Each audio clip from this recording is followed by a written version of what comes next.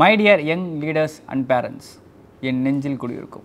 அப்படி தான் வந்து பார்த்திங்கன்னா தமிழக வெற்றி கழகத்தோட தலைவர் நடிகர் விஜய் அவர்கள் வந்து பார்த்திங்கன்னா இன்றைக்கி அந்த தளபதி விஜய் விருது வழங்கும் விழாவில் வந்து பார்த்திங்கன்னா பேசியிருக்காரு. அவர் பேசின விஷயம்லாம் வந்து பார்த்திங்கன்னா ஒரு 6 நிமிஷம் பேசியிருக்காரு. அது 6 நிமிஷத்தில் என்ன ஒரு ஆக்கப்பூர்வமான விஷயம் பேசியிருக்காருன்னு பார்த்திங்கன்னா எதுவுமே இல்லை. என்னடா புசுக்குன்னு இப்படி சொல்லிட்டு அப்படின்னு சொல்லிட்டு நீங்கள் கேட்கலாம். பட் அவர் சொன்ன விஷயங்கள் என்னென்னு பார்த்தீங்கன்னா எதுவுமே முக்கியமான விஷயமா இல்லை அப்படின்றது தான் பெரிய பஞ்சாயத்து. குறிப்பாக நீட் சார்ந்த விஷயங்களோடு தான் அவர் அந்த பேச்சே தொடங்குறாரு.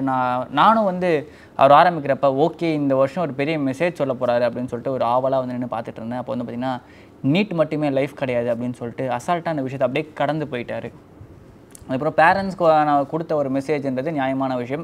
யாரும் போட்டு பசங்களை ஸ்ட்ரெஸ் பண்ணாதீங்கிற மாதிரியான விஷயங்கள் எல்லாமே நியாயமான விஷயம் தான்.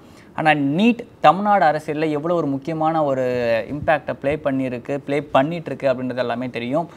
ஒரே கையெழுத்தில் நாங்கள் வந்தவுடனே நீட்டை மாற்றுறோம் அப்படின்னு சொன்ன டிஎம்கே கவர்மெண்ட்டு என்னென்ன மாதிரியான பேக்லேஷ் எல்லாம் அந்த நீட்டை வந்து இவங்களால் ரத்து பண்ண முடியாமல் அந்த பிரச்சனையெல்லாம் வந்து நடந்துக்கிட்டு இருக்குது அப்படின்றது நம்ம எல்லாமே பார்த்துட்டு தான் இருக்கோம்.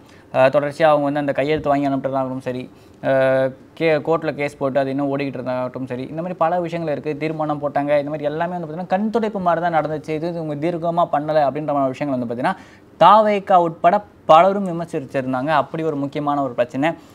விஜயோட இந்த பேச்சு வந்து எதனோட நீட்சி அப்படின்ற மாதிரி தெரியுதுன்னு பார்த்தீங்கன்னா ஜஸ்ட் பாஸ் வெங்காயங்களுக்கு எதுக்கு மருத்துவர் கனவு அப்படின்னு சொல்லிட்டு ஒரு நாளிதழ் வந்து எழுதிருந்துச்சு. அதே மாதிரி தான் வந்து பார்த்திங்கன்னா டாக்டரே தான் ஆகணுமா அப்படின்ற மாதிரியான விஷயங்கள்லாம் வந்து பார்த்திங்கன்னா ஒரு மேல்தட்டு பார்வையோட நீட்டை அணுகுன மாதிரி தான் வந்து பார்த்திங்கன்னா இந்த ஒரு விஜயோட ஸ்பீச்சுமே இருந்துச்சு.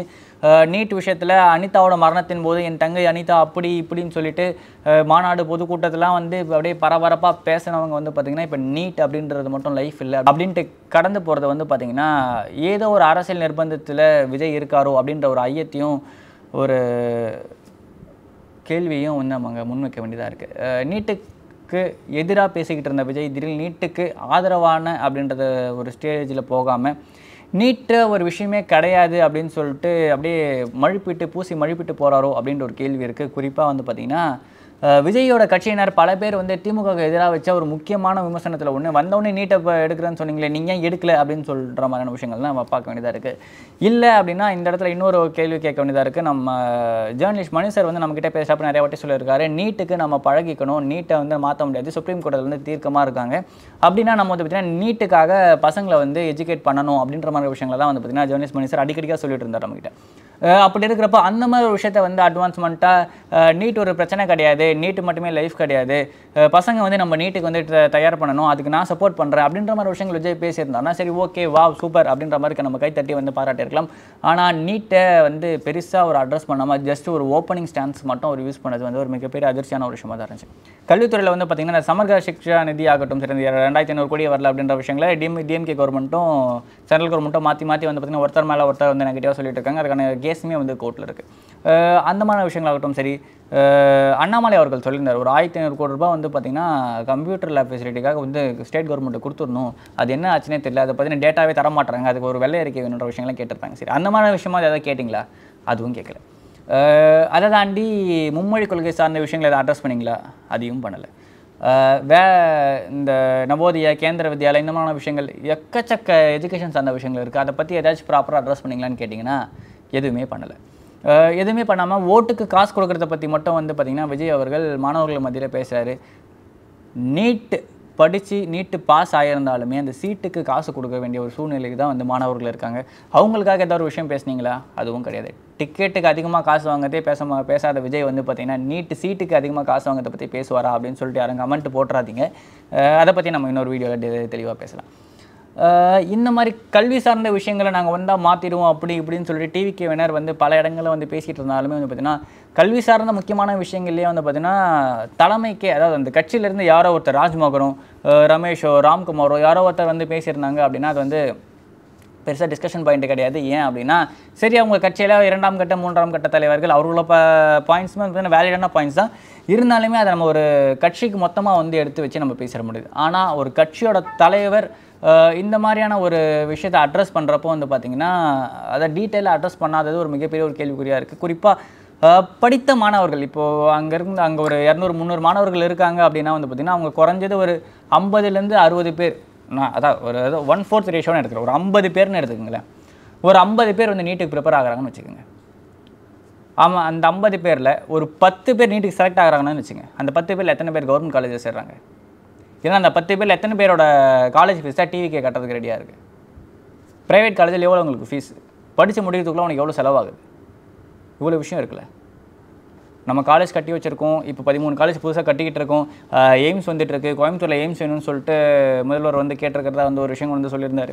இப்போ இவ்வளோ விஷயங்கள் இருக்குது. நீட்டில் வந்து பார்த்திங்கன்னா தமிழ்நாடு சோஷியல் ஜஸ்டிஸ் பற்றி பார்த்திங்கன்னா தமிழ்நாட்டில் தான் அதிகமாக எல்லா சமூகத்திலிருந்தும் வந்து பார்த்திங்கன்னா மருத்துவர்கள் வந்துக்கிட்டு இருக்காங்க. இப்போ மெடிக்கல் ஃபீல்டில் தமிழ்நாடு தன்னிகராக வந்து இந்தியாவுக்கே ஒரு மிகப்பெரிய ஒரு வழிகாட்டியாக இருக்கிறதுக்கான காரணம் இங்கிருந்த ஒரு சிஸ்டம்.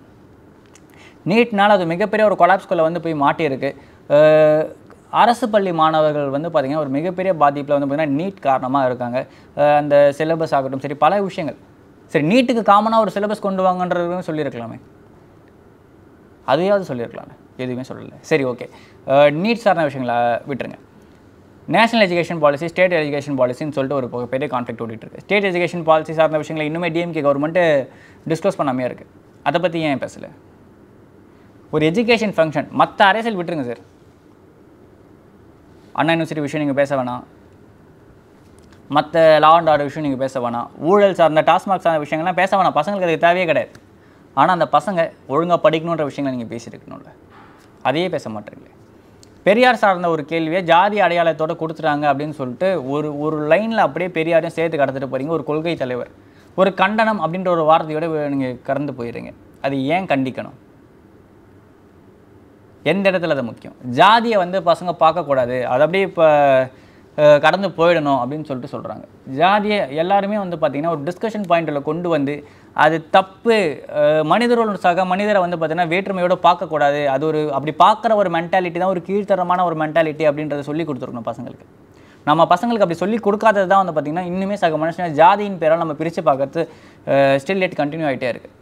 நம்ம போகிற போக்கில் சொல்லிடலாம், இங்கே இப்போலாம் யாரை சார் ஜாதி பார்க்குறா அப்படின்னு சொல்லிட்டு. ஆனால் அந்த பிரச்சனை நடந்துகிட்டே தான் இருக்குது. போன வருஷம் நீங்கள் கூப்பிட்டு பாராட்டின அதே நாங்குநேரி மாணவனுக்கு இந்த வருஷம் திருப்பி ஒரு தாக்குதல் சம்பவம் நடந்துருந்துச்சு. அதோட பின்புலத்தில் ஜாதி இருக்கிறதா சொல்லப்படுது, வெளியில் ஒரு சில காரணங்கள் சொல்லப்படுது.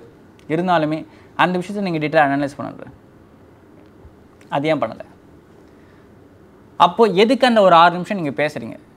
ஜஸ்ட்டு சும்மா வந்து ஒரு ஆங்கர் வந்து சும்மா ஒரு ஜோக் சொல்லிவிட்டு ஒரு சும்மா ஃபன் பண்ணிவிட்டு அப்படியே ஒரு ஈவெண்ட்டை ஸ்டார்ட் பண்ணுற மாதிரி நீங்கள் ஈவெண்ட்டை ஸ்டார்ட் பண்ணிவிட்டு ஜஸ்ட்டு வந்து வைர கம்பல் கொடுக்குறேன்றீங்க. இந்த விஷயங்கள் நீங்கள் கொடுக்குறது உங்களோட தனிப்பட்ட விருப்பம், நீங்கள் எவ்வளோ வேணால் கொடுத்துக்கலாம், தப்பே கிடையாது. ஆனால் அந்த பசங்களுக்கு சொல்கிற அந்த ஒரு 6 நிமிஷம் மெசேஜ்ன்றது எவ்வளோ ஒர்த்தாக இருக்கணும்? அது நீங்கள் அவ்வளோ ஒர்த்தாக கொடுத்தீங்கன்னு நினைக்கிறீங்களா அந்த பசங்களுக்கு? இதில் இன்னொரு சோகமான விஷயம் என்னென்னு பார்த்தீங்கன்னா, அடுத்த வாரம் ஒரு ஈவெண்ட் நடக்குது, அதுலேயும் என்ன மாதிரி என்னால் வந்து இந்த மாதிரி ஒரு 6 நிமிஷம் அந்த மெசேஜை சொல்லிகிட்டு இருக்க முடியாது, அடுத்த வாரம் வரவங்களுக்கும் இதே தான் அப்படின்னு சொல்கிறீங்க. இதுவே யூஸ்லெஸ் மெசேஜ். இன்னும் நீங்கள் அடுத்த வாரமும் பேச மாட்டேன்றதை முன்னாடியே பேசுறதுன்றது எப்படி எடுத்துக்கிறது? We are expecting more, Mr. Vijay. Thank you.